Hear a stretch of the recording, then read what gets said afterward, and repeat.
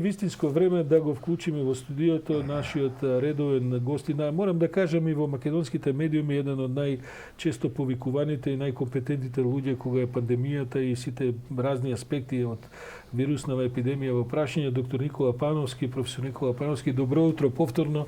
Барем еднаш месечно гледаме да ви имаме во студио, бидејќи сте драгоцен соговорник. Денеска сакам да ве замолам. Прво, каква е вашата проценка? Бројките, цифрите, статистикиве се некако охрабрувачки во изминативе недели.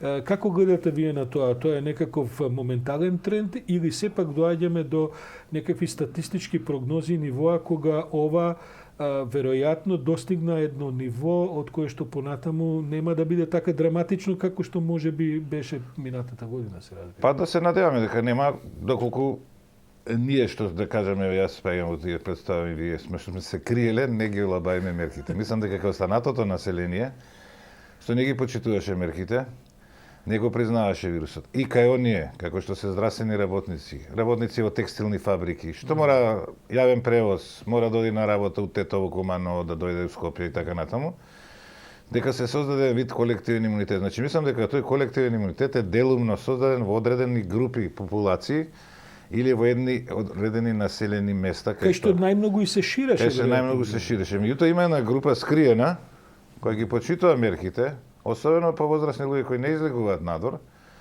кај што може ако нешто се случи со мутиран вирус или со олабавување на мерките да фати кај нив трет бран. Инаку мислам дека е во ред и мислам дека главна причина е тоа што се случи во октомври и ноември.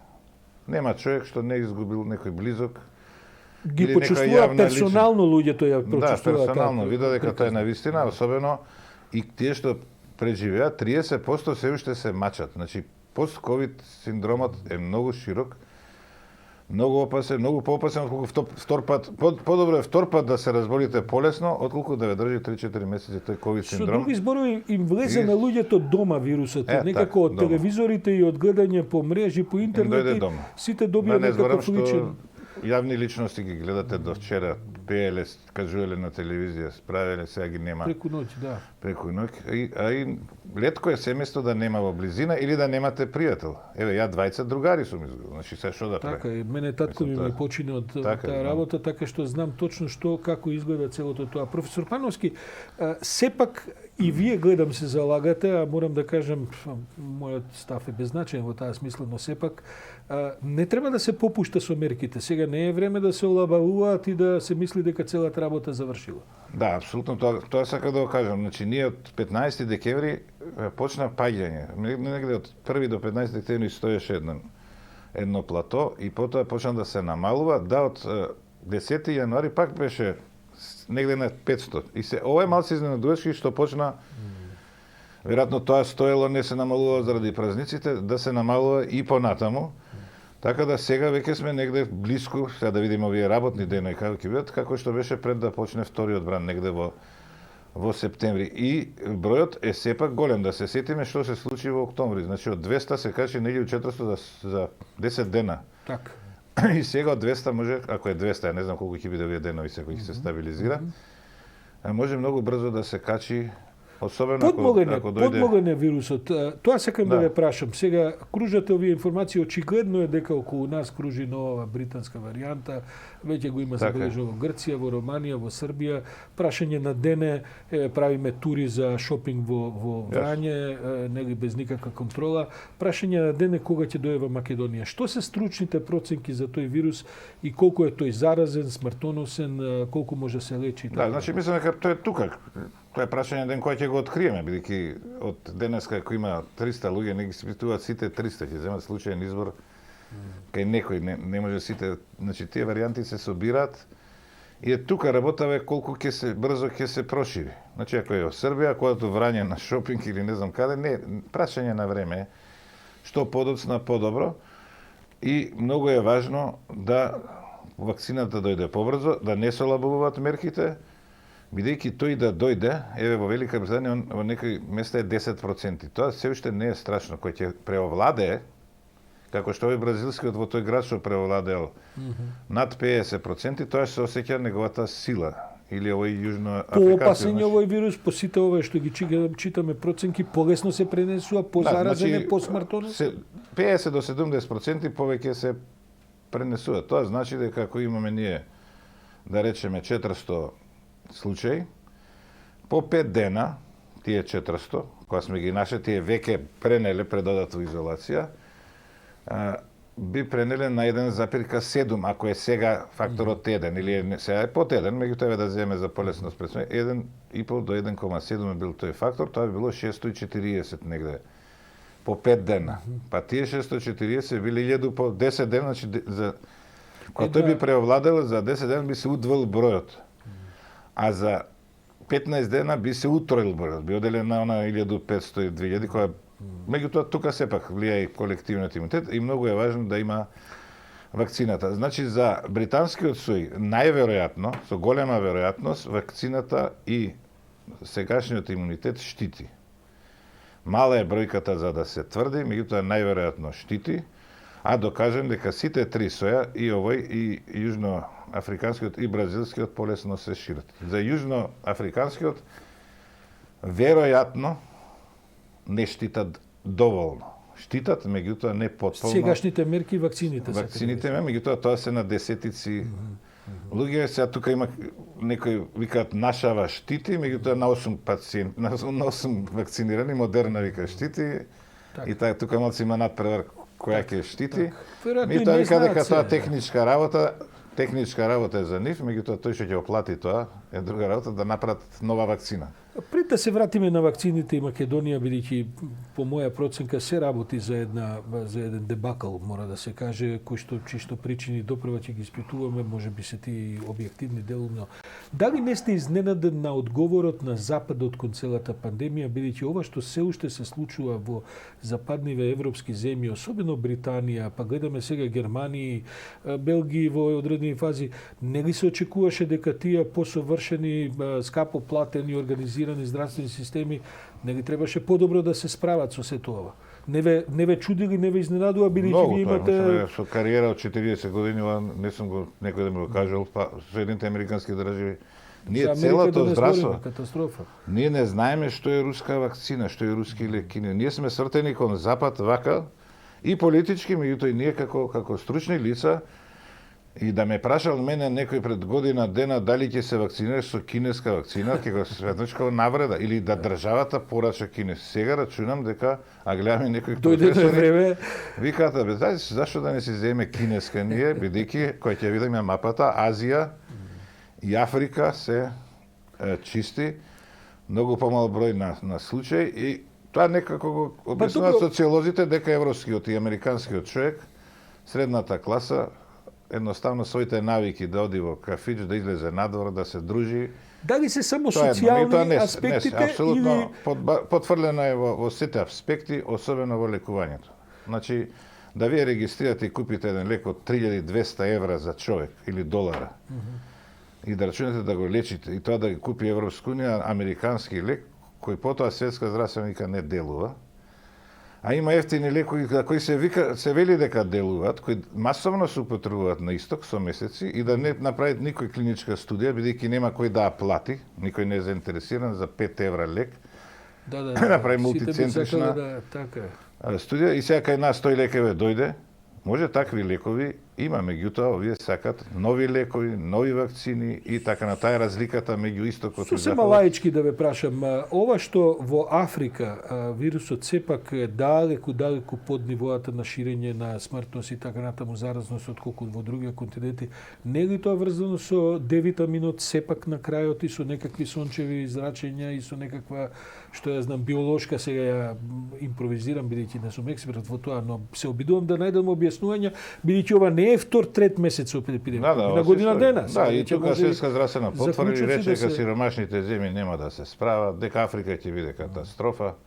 На крај се испоставува. На крај сосема обратно.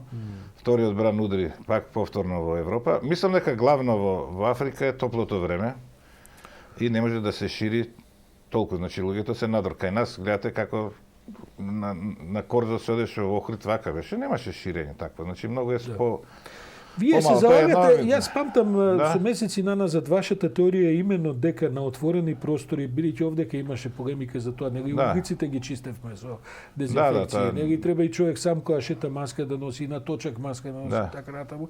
Вие со месеци говорите дека тоа е сепак вирус кој што во затворени простори најмногу се пренесува. Апсолутно масовното пренесување во затворени простори. Надвор може да инфицирате еден преку сила ако сте во близок контакт 20 минути правите муавет лице во лице, инаку Така. не може. Точно дека зимно време кога има магла и така натаму, меѓутоа како вчера, како ветер што е, не може никого да инфицирате. Значи тој се разредува, му треба инфективна доза и на отворено не се шири. И затоа треба да издржиме да дојде пролет и ова администрација која работи да може да работи да се проветрува, да има отворени прозори. Оти гледам дека кафеџиите Да, викаат малце ние до 9, би сакале до 12, И тие треба да се по стрпат, полночи. ја знам дека е тешко кога надвор ќе може да луѓето се собират и тогаш навистина ова што го имаме да го сочуваме и да почнеме со ниски бројки да дочекаме вакцината и пролет. Тоа е многу битно, мислам, многу важен момент со овие 2 месеци да се издржи. Не треба попуштање на мерките. Во Не се целата- тие толку строги, јас Па да, мислам. ја исто мислам дека на крајот на криштата малку и се навикнавме, а и луѓето што Да, и гледаат тоа е бизнеси за имаат Западот. модели. Дали на Велика Британија, тоа треба да го испитуваат. Има 15 пати поголема смртност од незините колонии Бангладеш, Индија и така натаму. Професоре, Па колку и да е лоша статистиката. Минатата недела апсолутно. слушав на BBC полемика дали во продавниците требало да се носи маски.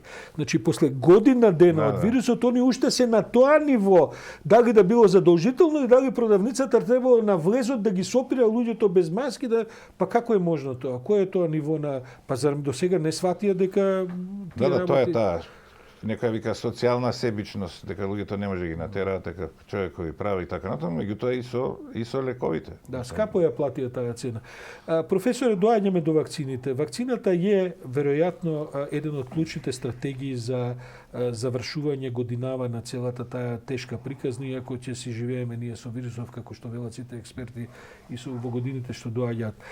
Ви изненадува ли оваа ситуација во која прво се направи едно огромно потврдување со овој ковакс механизам, очигледно дека Европската унија влезе во една хаотична ситуација и дека ние што сме уште и на периферијата на тие механизми на крај извисивме, а и тие извисуваат. Како ја коментирате целата таа ситуација со вакцините? Па повторно е тоа свртени кон Запад, некако не знам дали некоја помош зависи од тоа, зборам за нашата состојба.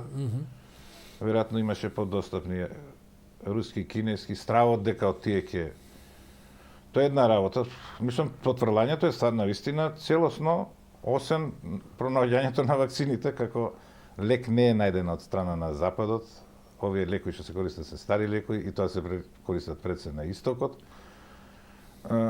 Што се однесува кај нас, навистина, кога ќе се умеша државата да порачува како за грипот, има проблем.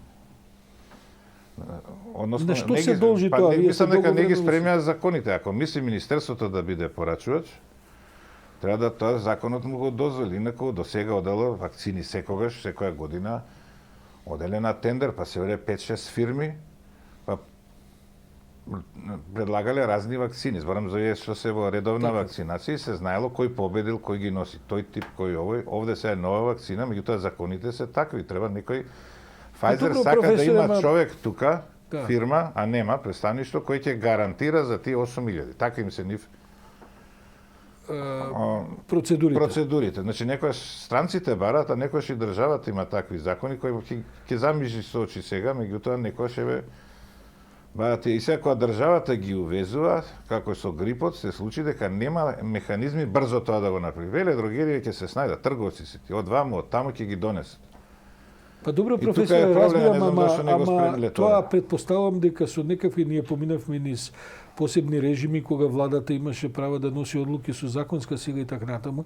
Не е белки сега таа административна постапка да биде А клучна. не е само административна, значи треба тело, а тоа се тие, кои ќе гарантира дека правилно ги чувала, дека правилно ги дала, дека ако се случи несакани ефекти и така натаму. Се тоа е врзано со некое представништво или со нека веледрогерија. И седерите во таа И работа во ми тој велат смисол тоа го немаме во моментално. и Се ќе се седерите донесат ми тука велат кој ќе го дека седиштето на Pfizer за Балканот е во Белград, Така и дека успехот на Србија да набави толку вакцини представништвото, да. да е прилично резултати на тоа. Просто го викнале представникот, шефот, тој веројатно и Србин, зашто не го Да. бил. И му рекла, види, до тогаш и тогаш толку вакцини за нас, другото не интересира. Има и тоа смисла, предпоставам, дека и тоа дел од приказната. Па ако се сеќавате големите фирми, за жал, сега да се вратиме назад, кога почна паралелниот увоз, представништвата ги затворија, стаја клучо во Македонија и си отида. Од таа бивша власт, која рекоа паралелен увоз, тие јас го регистрирам лекот, ја го плаќам регистрацијата, вие ќе го имате право да го везете. Немам право на тој лек и тогаш брендовите ја напуштија државата. Тоа може да има за цената помош, меѓутоа за овие работи што се едукативни, кои тие представништва фирми ги прават кај населението, кај докторите, спонзорство и се тоа го изгуби државата и ова е последица да го немаме такви представништва на големите ако фирми. смеам да забележам, ние влеговме малку и во тој популизам здравствен, во смисла да се зависи само лекот да биде поевтин, па заради Така, тоа тоа е се да. повлековме, затоа што и инвестициите во образование, во конгреси, нели докторите често се обвинувани за корупција во таа смисла и така натаму. На крај кога ќе дојде ваква ситуација се покажува дека тоа не е сосема бесмислено. Апсолутно. Тоа има некакви стратегиски веројатно ефекти кои кога ќе ги нема ви фалат. Како струјата, кога ја нема сите викаат зашто да ја струја. Апсолутно, тоа е една од причините што се случува ова. Значи повеќе би се снашле тие луѓе. Меѓутоа можеше министерството со разни. Не можам да тврдам што е причината, во секој случај што побрзо дојде, добро беше до сега. 100 милиона се вакцинира. Гледаме какви се ефектите. Луѓето да не се плашат. Меѓутоа додека дојде, навистина може да се јави некој втор бран, особено ако се олабаат мерките или ако дојде мутиран вирус, бидејќи вакцинацијата во првата фаза ќе трае 2 до 3 месеци. Така што тој циклус секако мора да се планира во развојот. И тогаш ќе треба особено да се почитуваат мерките, веќе вчера добивме еден пред 6 дена се вакцинирал, сега бил контакт, дали да пие ивермектин, значи од Србија човек. Значи луѓето не прашуваат преку наши луѓе овде, значи може и вакцинираниот да добие симптоми. Да ве во прашам, првите 5-6 дена, не успев да најдам експерт кој што децитно ми одговорил на прашањето дали тие што биле болни и што се излечиле треба да се вакцинираат. Значи ако сигурно биле болни, ако има доказ клинички кој навистина личи на таа болест, особено ако имаат наод или имале наод на антитела, по мене не треба да се вакцинираат тие и сите млади. Барем не до негде септември. Бидејќи тој имунитет трае. Видиме, да. Меѓутоа ако видиме дека во септември, октомври нема случаи, има малку, не се шири вирусот. Ги ослабајме мерките, не зошто да се вакцинираат и тие понатаму.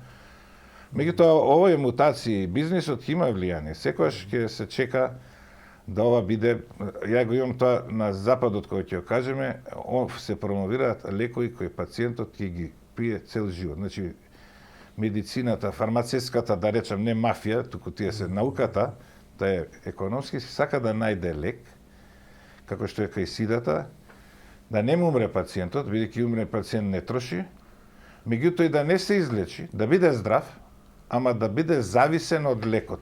Тоа се сите ретки болести. Така се плашам дека за вакцината се форсира и се осеќа тоа, затоа се мутации толку. Да, вакцината се дава секоја година или на 2 години масовно, ако може и децата да ги пијат. Затоа се форсира дете, ако се јави 3-5 деца, одма на телевизија се качува. Ако може и кај младите, ако може да стане на бебињата да почне да им се дава. Така да тоа ќе има тука такви работи. Да се одржи пазарот и клиентелата. Пазарот, бидејќи они сакаат да дават постојано. Професор доктор Никола Пановски, ви благодарам и за утринско гостување во утрински брифинг. До следната прилика. Благодарам на поканата.